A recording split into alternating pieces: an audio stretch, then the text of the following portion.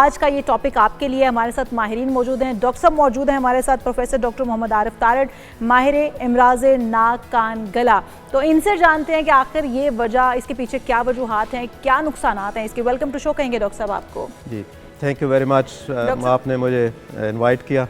I am so grateful. Thank you doctor साहब कि आप यहाँ पर आए हैं, क्योंकि हम लोग हमारी रहनुमाई करने के लिए, आवाम की रहनुमाई करने के लिए आप जैसे डॉक्टर्स जब मौजूद होते हैं तो फिर ज़्यादा अच्छे से समझा पाते हैं। हम लोग यही आज तक सोचते आए हैं कि ये एक आदत है, मुंह खोल के सोना, शायद बच्चे इसी तरह से सोते हैं, लेकिन क्या वजूहात हैं? क्या एडिनॉइड्स होना, गले में टॉन्सिल्स हो जाना, ये एक वजह है या कुछ और भी है?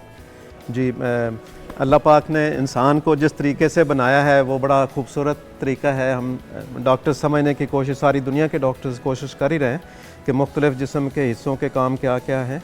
नाक का जो काम, चंद एक और फंक्शंस के अलावा जो एक फंक्शन मेन नाक का है वो सांस लेने में उसका रोल है कि हवा नाक से अंदर जानी चाहिए सांस लेते हुए मुंह से सांस नहीं लेना चाहिए। जो लोग मुंह से सांस लेते हैं वो सूनर और लेटर, यानी जल्दी या बदेर, वो बीमारियों का शिकार हो जाते हैं।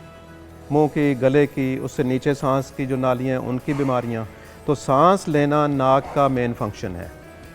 ये अल्लाह का सिस्टम जो हम उसी समझ के उसी को एक्सप्लेन करने की कोशिश कर रहे हैं सारे डॉक्टर्स मिल के भी। तो फंक्शन सांस नाक से लेने के नाम है। और अगर कोई नाक से डॉक्टर साहब नहीं ले रहा तो ये आदत है या कोई प्रॉब्लम है जिसकी वजह से वो नहीं ले पा रहा? अब नॉर्मली जब बच्चा पैदा होता है वहाँ से शुरू करते हैं।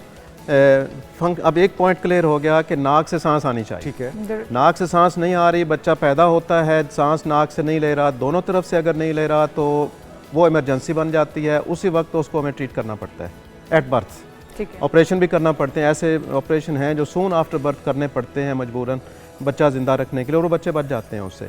इसी तरह अगर एक तरफ का मसला बंद है तो फिर थोड़ा वेट करके भी लेकिन कर लेते हैं।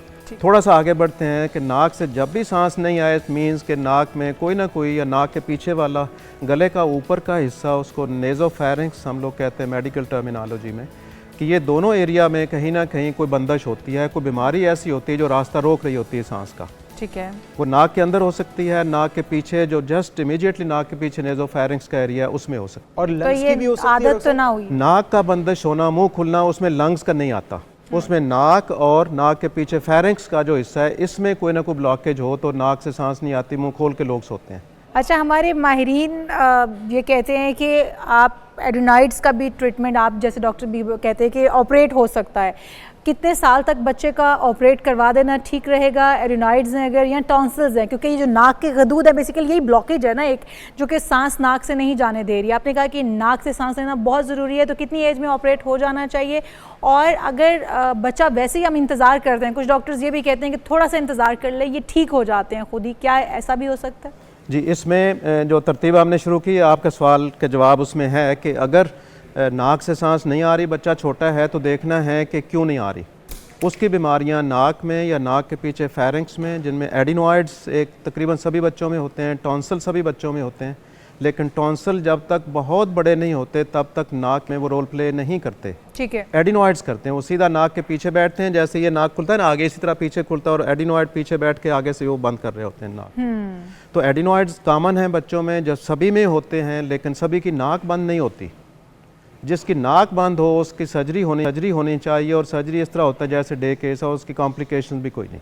लेकिन अगर वो सेम डे हो जाते, एक आफ्टरनून में आ जाएं, मॉर्निंग आ जाएं, सेम डे करवा के घर जा सकते हैं, और अल्लाह करता है उसी रात से बच्चे सेहतमंद होकर सोना शुरू कर देते हैं। हाँ, जब नहीं ये होता, लेट करते हैं कि बड़ा होकर ठीक हो जाएगा, तो जब इलाज की फैसिलिटी मौजूद हो और इलाज ना करें, जो उससे कॉम्प्लिकेशंस आएंगी, वो जिम्मेदारी किसी ना किसी को लेना पड़ेगी। डॉक्टर गलत गाइड करता है तो उसकी जिम्मेदारी है, गुनाह उसको मिलेगा। अगर घर वाले लेट करते हैं, गुनाह उनको मिलेगा। कॉम्प्लिकेशंस अनगिनत हैं। ये बड़ा हो के ऑब्स्ट्रक्टिव स्लीप एपनिया बनाती हैं, सांस की ऑब्स्ट्रक्शन वाली जो बीमारी बनती है ना नाक के बंद होने से, वो टॉन्सिल भी उसमें रोल प्ले करते हैं, एडिनॉइड भी करते हैं, नाक की बीमारियां उसमें रोल प्ले करती हैं। ज़ुबान का बाज़ का बड़ा होना, या पिछले हिस्से ज़ुबान का 2 हिस्सों की होती है, पोस्टीरियर 1/3 और आगे का 2 हिस्सा 2/3। तो ये जो ज़ुबान का पीछे वाला हिस्सा है, फेरिंक्स का हिस्सा बनता है, ये बड़ा हो, या जो गले में लटकता है उसको हम युवला कहते हैं, वो बाज़ पैदाइशी बड़ा होता है। ठीक है, ये भी पीछे से नाक को बंद करते हैं। तो नाक बंद करने से जो एक कॉम्प्लिकेटेड बीमारी जो ज़िंदगी में हर तरह की बीमारियां बना लेती है, हार्ट की सारी बीमारियां, हार्ट अटैक का होना, इर्रेगुलरिटीज़ ऑफ हार्ट होना, पल्मोनरी हाइपरटेंशन होना, MI 23 गुना एडल्ट्स में उसका बढ़ जाता है अटैक होना, 23 गुना। बहुत ज़्यादा है। It has to be thought about. इतना खराटे भी ज़्यादा इसी से जुड़े हुए हैं? खराटे इससे आते हैं, और खराटे मिलके ऑब्स्ट्रक्शन मिलके तो ये ऑब्स्ट्रक्टिव स्लीप एपनिया बनता है, और ये डेथ करता है कॉम्प्लिकेशन करके। ब्लड प्रेशर इससे हो जाता है, डायबिटीज़ इससे हो जाती है, हार्ट की मैंने जिक्र किया कि सारी एक्वायर्ड बीमारियां, दिल का अटैक होने समेत उनकी परसेंटेज बढ़ जाती है। वो एपनिया मीन्स कि वो सांस थोड़ी देर के लिए जब रुकता है तो ऑक्सीजन जिस्म को नहीं मिल रही। जब नहीं मिलती थोड़ी थोड़ी देर के लिए कई दफ़ा, तो एक टाइम आता है कि कोई ना कोई हिस्सा फेल हो जाता है, उनमें दिल भी है, ब्रेन भी है, सारे हैं। अच्छा डॉक्टर साहब, अगर आपने एडेनॉइड्स की ट्रीटमेंट करवा ली, सर्जरी हो गई, टॉन्सिल्स की सर्जरी हो गई, अब कोई ऐसी चीज़ नहीं रह गई है जो नाक से सांस लेने में दुश्वारी की वजह बन जाए, लेकिन इसके बावजूद बच्चा सोते वक्त आदत बन गई है ना एक बच्चे की, थोड़ा टाइम गुजर गया है, कुछ 6-7 साल का बच्चा हो गया, 8 साल का हो गया, और शुरू से उसको एक प्रॉब्लम चल रहा है, अब वो बच्चे की आदत हो गई है, तो उस आदत को किस तरह से छुड़वाया जाए, या फिर वो ऑटोमेटिकली छूट जाती है? क्योंकि बच्चे ठीक हो जाने के बाद भी हम देखते हैं मुंह से ही सांस लेकर सो रहे होते हैं, मुंह खुला हुआ होता है उनका, उसके लिए क्या किया जा सकता है? जी, ये हमने बात की है जो नाक के पीछे का हिस्सा है ना, जहाँ नाक जाके खुलती है, फेरिंक्स, ये एडिनॉइड वहाँ पे होते हैं। उससे नीचे ओरोफेरिंक्स है, टॉन्सिल्स उसमें होते हैं। ठीक है। टंग कुछ मुंह के अंदर होती है, कुछ गले का जो मुंह के पीछे का हिस्सा है कुछ उसमें होती है। ये हमने मुख्तसर सी इसकी ये सारे एरिया की, फेरिंक्स वाले एरिया की सर्जरी मुमकिन है, और वो ऑब्स्ट्रक्शन ठीक हो जाती है। ऑब्स्ट्रक्टिव स्लीप एपनिया भी बेहतर, स्नोरिंग भी बेहतर। नाक की बात अभी नहीं हुई। अच्छा। नाक की कई बीमारियां, एक जैसे मैंने जिक्र किया पैदाइशी बीमारियां होती हैं, उसको हम कोइनल एटीजिया एक तरफ का दूसरी तरफ का कहते हैं। पैदाइशी गदूदें नाक में आ जाती हैं जो ब्रेन की तरफ से नाक में आ जाती हैं, उनका भी सर्जरी करना। जो राल टपकती है उसी वजह से है डॉक्टर साहब? नहीं, वो एक सेपरेट इशू, उसकी बात करते हैं बाद में। पहले ज़रा नाक वाली जो क्वेश्चन है उसका जवाब दे लें। तो उसमें जो नाक की बीमारियां वो मौजूद हैं, नाक की हड्डी का टेढ़ा होना, नाक के अंदर जो टर्बिनेट्स अल्लाह ने बनाए हैं उनका बड़ा होना, बीमारियों वाली गदूदें, कुछ पैदाइशी कुछ बाद में बन जाना, राइनाइटिस एलर्जी की वजह से, दूसरे कई किस्में उनका होना, साइनोसाइटिस की कई तरह की बीमारियां हैं, और उनमें बिनाइन भी, सिंपल बीमारियां भी हैं, मैलिग्नेंट कैंसर वाली बीमारियां भी होती हैं। बीमारियां हर तरह की हैं। कोरोना भी नाक से शुरू हुआ था, जुकाम लगा सबको, लेकिन लोगों को मार लिया उसने। इसी तरह नाक की अनगिनत बीमारियां, दैट्स वाई कि हमें अलहदा डॉक्टर ENT का होना चाहिए, और फिर अडल्ट का अलहदा, बच्चों का अलहदा।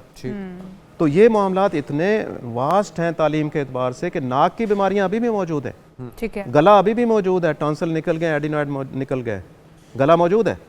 गले की बीमारियां तो हो सकती हैं। नाक की बीमारियां सारी अभी जिक्र ही नहीं हुआ। वो जैसे हड्डी टेढ़ी है किसी की, वो सीधी करनी चाहिए, ऑपरेशन करते हैं। छोटे बच्चे की असूल ये है, याद रखना, नाक से सांस आनी चाहिए।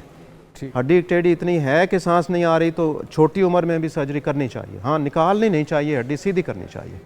मैं करता हूँ, मेरे छोटे छोटे बच्चों के अल्लाह का शुक्र है ऑपरेशन किए हैं और वो ठीक हो गए, नाक की शक्ल भी ठीक हो गई। अगर लेट करते हैं कि 18-19 साल के बाद करते हैं तो उस वक्त चेहरा बिगड़ जाता है और कॉम्प्लिकेशंस हो जाती हैं। कॉम्प्लिकेशंस होती हैं। अगले टॉपिक की तरफ, और कॉम्प्लिकेशंस की जिम्मेदारी तो फिर लेना पड़ेगी किसी को। ठीक है। अच्छा, ये जो आपने नाक के मामला तो बताए, मुंह से सोते हुए राल टपकना, इसकी वजूहत क्या हो सकती है? जी, इसकी कई वजह हैं, जिनमें से एक कामन जो नज़र आती है वो मैदे का तेज़ाब ऊपर गले में जब आता है तो वो राल टपकती है बहुत उसमें।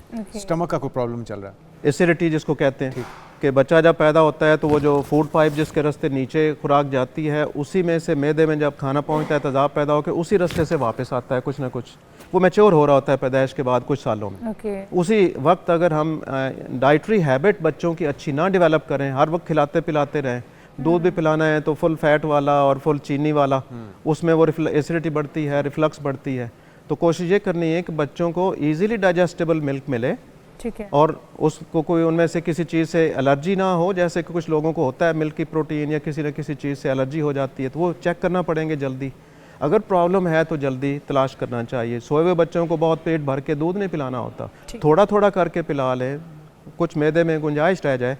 और सोए हुए बच्चा जैसे बैठे हुए दूध पिलाना है, इसी तरह सोए हेड अप, अच्छा तरह पिलो से नहीं, टिल्टेड बेड, स्लांटेड बेड हो, हेड अप, ताकि वो मैदे का तेज़ाब ऊपर नहीं आए। और बड़ों को भी इसी तरह होता है, जब वो खाना खा के सोते हैं वो मैदे का तेज़ाब ऊपर आता है गले में, बिल्कुल सही, तेज़ाब आके बर्न भी करता है और यहाँ के स्ट्रक्चर्स को इरिटेट करता है, सलाइवा ज़्यादा निकलता है, तो वो सलाइवा फिर और मुंह के पास स्मेल भी आती है उन लोगों से।